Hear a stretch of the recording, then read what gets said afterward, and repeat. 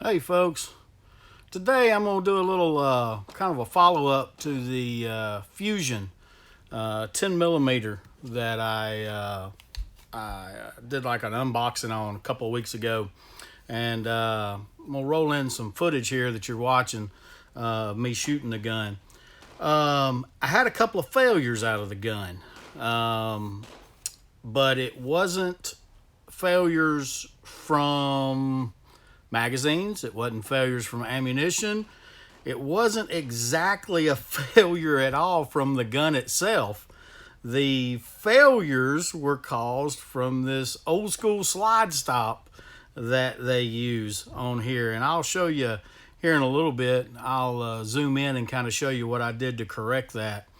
But as long as I kept my support hand away from the slide stop, gun ran 100% every single time.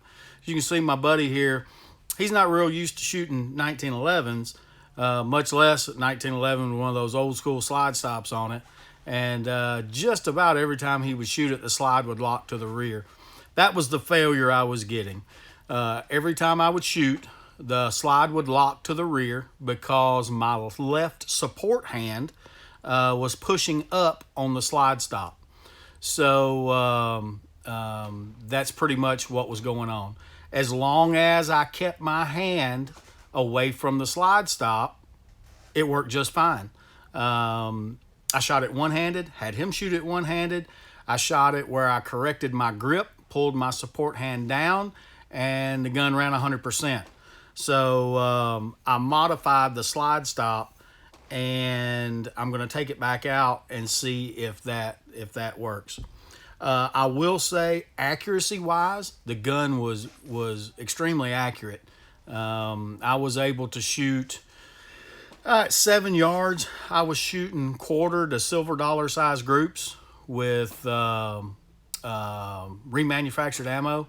I was using some old LAX ammo that I had, and at 7 yards, I was pretty much putting them right on top of each other. It didn't hurt that I'd already done a trigger job on the gun. Got the trigger down to about 2 to 2.5 pounds.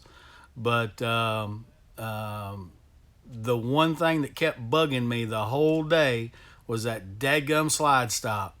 And like I said, as long as I kept my hand away from the slide stop, the gun ran.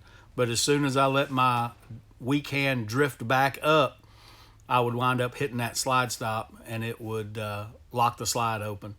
But anyway, the gun handled recoil very well. I was surprised. It has a really light recoil spring installed in it. It feels like a 16-pound recoil spring, but it handled the recoil pretty well. Now, I will say that I was using, again, that LAX ammo, so it's not the hottest ammo in the world. But it really did handle the recoil pretty good. I've made a few modifications to the gun since I went out to the range. I did go ahead and put a flat firing pin stop in it to try to increase lockup time.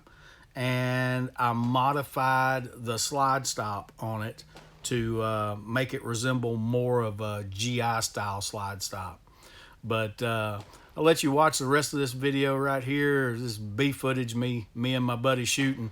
And then we'll pan down here and we'll take a look at this slide stop and see what I did.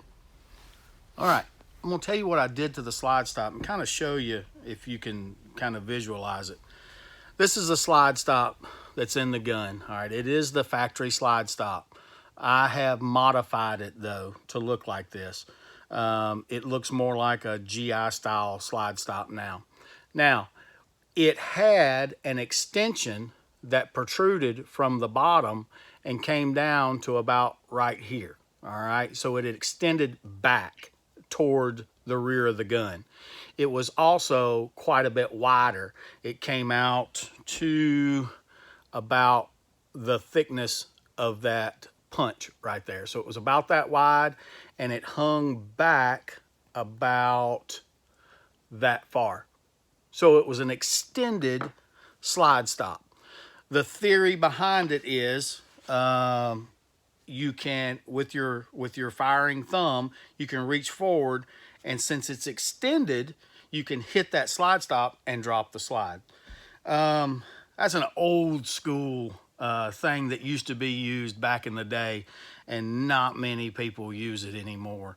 And as a matter of fact, every gun, every 1911 I've ever shot that had one of those slide stops on it, I always had problem with my weak hand pushing up on that slide stop when I would shoot the gun.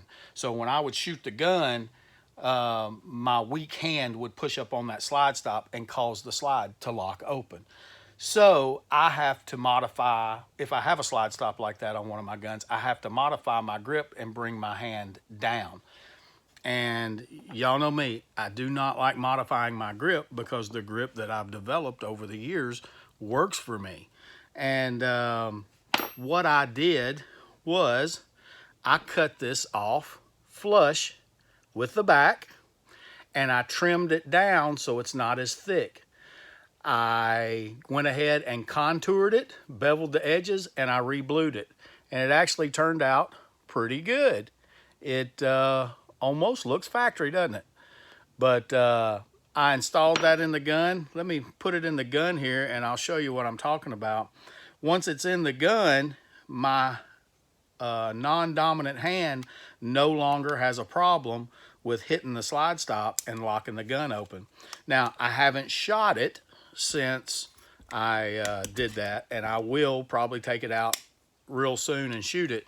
But the way I shoot my gun and the way I hold it, now the slide stop doesn't come in contact with the heel of my hand. So I don't have to worry about locking that slide open. So that's just a modification that I made. I wanted to use the factory slide stop.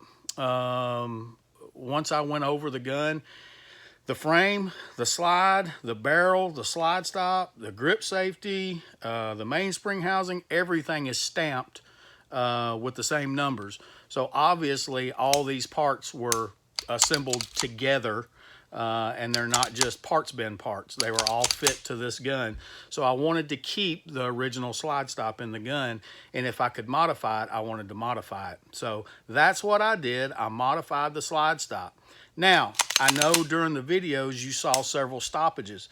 Every one of those stoppages was caused from either me or my buddy putting our hand up here and engaging the slide stop. Other than that, I had no stoppages at all. The thing ran good. I will say it was frustrating to take it out and have those stoppages because, well, one, I don't really understand why the owner of Fusion still uses those slide stops. And I think he only uses it in his shelf grade guns. I don't think he uses those in his higher end guns, and for good reason. It's not a good design, and it was found out years ago it's not a good design. None of your other makers even use those parts anymore. But I will say, other than that one problem, the gun ran fine. Now I am going to take it out, run a couple hundred more rounds through it, and if it runs fine from that point forward, I will probably say this gun is good to carry. I have some ammo that I always keep in it. It's the 165 grain Underwood. It's a Spear Gold Dot, and as long as it'll run that ammo, then I'll say it's good to go. But I'll give you an update and let you know how it does on the second range session, and I'll probably have a little more shooting footage, but I just didn't have a chance to get much shooting footage on this day. So thank y'all for watching. Just a little update. Hit the like button if you like it, and if you're not already, subscribe to the channel. It kind of helps me out a little bit. Thank y'all again.